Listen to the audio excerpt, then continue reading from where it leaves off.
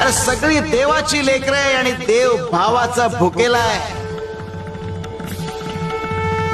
त्याला नियमांच्या चौकटीत अडकवू नका. अगं नियम आणि विधी हे माणसाच्या सोयीसाठी आहेत. त्यांना इतकंही महत्व देऊ नका की माणूस देवापासूनच लांब जाईल.